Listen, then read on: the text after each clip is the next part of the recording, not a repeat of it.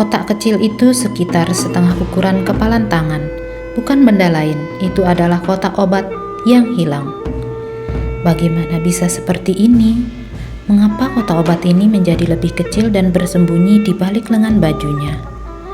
Tubuh Ipon yang mati rasa seketika bergidik. Ada suara langkah kaki di belakangnya. Dia buru-buru memasukkan kembali kotak kecil itu ke dalam lengan bajunya. Budak akan mengantar permaisuri keluar. Letty membantu memapahnya. Budak akan memohon pada Yang Mulia untuk masuk bersamamu ke dalam istana. Hati Ipon bingung. Dia tidak tahu apa yang dikatakan oleh Letty, hanya bisa mengangguk kemudian keluar bersamanya. Melewati jalan demi jalan, memasuki koridor berjalan berbelok untuk sekian lama, baru sampai di halaman depan. Kereta kuda telah disiapkan di depan pintu. Ronald tidak duduk di dalam kereta kuda, tapi duduk di atas seekor kuda hitam yang gagah. Dia mengenakan pakaian senja dengan mahkota emas. Wajahnya mengeluarkan aura gelap. Matanya ditutupi dengan ketidaksabaran dan kemarahan. Melihat Ipon datang, hanya memicingkan matanya sekilas dengan datar, kemudian dengan dingin berkata, "Bersiaplah." "Yang Mulia, apakah membutuhkan budak untuk mengikuti ke istana?" Letty memberanikan diri untuk bertanya. Ronald melirik sekilas pada Letty, kemudian berkata, "Baiklah, jika Ibu Suri menanyakan mengenai kami, maka kamu bisa bersaksi." Ada hampir 10 pelayan di gerbang yang sedang menunggu untuk memasuki istana. Di antara mereka juga ada Yanto.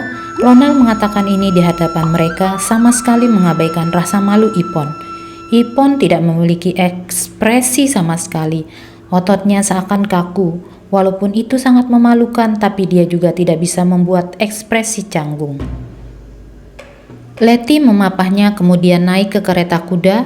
Begitu tirai itu diturunkan, dia mendongak melihat pandangan mata Ronald yang penuh kebencian dan juga ekspresi orang-orang yang tampak gembira di atas penderitaan orang lain. Menutup mata, menarik napas panjang, perkataan Ronald terdengar di samping telinganya. Ipon yang asli sangat cantik, seberapa Ronald membencinya hingga dia perlu menggunakan obat agar bisa bersetubuh dengannya. Seberapa banyak penghinaan ini bagi pemilik tubuh asli ini. Tidak heran dia memilih untuk mati. Mencoba menenangkan dirinya sepanjang jalan, perlahan-lahan menggali dengan jelas memori dari pemilik aslinya. Sekian lama Ipon menghela napas dengan pelan, kemudian membuka matanya. Ternyata Ronald bisa begitu membencinya dikarenakan ada alasannya. Pemilik asli tubuh ini menggunakan kata keras kepala untuk menggambarkannya, itu sama sekali tidak berlebihan. Ketika melihat Ronald pada usia 13 tahun, dia bersumpah untuk menikah dengannya. Jika kedua belah pihak saling menyukai, maka itu adalah hal yang indah. Tapi orang yang Ronald sukai adalah Clara Chu dari keluarga Chu. Pemilik tubuh ini, demi mendapatkan tujuannya di hari ulang tahun sang putri, Ipon sengaja menjebak Ronald berlaku tidak senonoh padanya. Nama baik wanita itu sangat penting, jadi sang putri melaporkan pada kaisar mengenai hal ini. Reputasi Ronald jatuh dan juga dia harus melepaskan kekasih yang dicintainya dan juga menikah dengan Ipon. Ketika Pangeran Mahkota masih belum menduduki posisinya saat ini, Ronald sejak kecil sudah terkenal dan juga telah membuat kontribusi di medan perang. Kaisar sangat menghargainya.